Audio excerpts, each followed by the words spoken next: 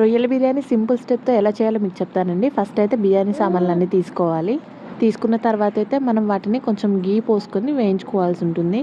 మీరు గీ లేదనుకుంటే ఆయిల్లో అయినా వేయించుకోండి. వేయించుకున్న తర్వాత ఆనియన్స్, పచ్చిమిర్చి వేసుకొని వేయించుకోవాలి. ఆనియన్స్ బ్రౌన్ కలర్లో వచ్చినాక అందులో అల్లం వెల్లుల్లి పేస్ట్ వేసుకొని వేయించుకోవాలి. అల్లం వెల్లుల్లి పేస్ట్ పచ్చివాసన పోయాక టమాటాస్ వేసుకొని వేయించుకోవాలి. టమాటాస్ కొంచెం మగ్గిన తర్వాత అందులో పసుపు, ఉప్పు ప్లస్ కారం అనేది యాడ్ చేసుకోవాలండి. కారం తక్కువ యాడ్ చేసుకుంటేనే బాగుంటుంది, చిన్నపిల్లలు కూడా తినగలరు. ధనియాల పొడి అండ్ మనం ముందుగా పెట్టుకున్న రొయ్యలను అయితే ఇందులో వేసుకొని వేయించుకోవాలి. వేయించుకున్న తర్వాత పుదీనా, కొత్తిమీర కూడా కొంచెం వేసుకొని వేయించుకోవాలి. ఇందులో కేజీ రైస్కి సరిపడా వాటర్ అయితే మనం ఫస్ట్ పోసుకొని మగ్గించుకోవాలండి. వాటర్ బాగా మరినాక మనం ముందుగా నానబెట్టుకున్న రైస్ అయితే అందులో వేసుకోవాలి. స్టేజ్లోనే ఉప్పు కారాలు అనేది అడ్జస్ట్ చేసుకోవాలండి. ఫ్లేమ్ అడ్జస్ట్ చేసుకుంటూ లాస్ట్లో సిమ్లో పెట్టేసి బిర్యానీ అనేది కుక్ చేసుకోవాలండి. బిర్యానీ మాత్రం చాలా టేస్టీగా ఉంటుందని. పైన అయితే గార్నిషింగ్ కోసం కొంచెం కొత్తిమీర, కొంచెం పుదీనా వేసుకుంటే చాలు. ఈ రొయ్యలు మేము ఆల్రెడీ పసుపు, ఉప్పు వేసి కొంచెం ఉడకబెట్టినవండి. నీరు ఎగరబెట్టేస్తాం. వాటిని ఎన్ని రోజులైనా ఫ్రిడ్జ్లో స్టోర్ చేసుకోవచ్చు.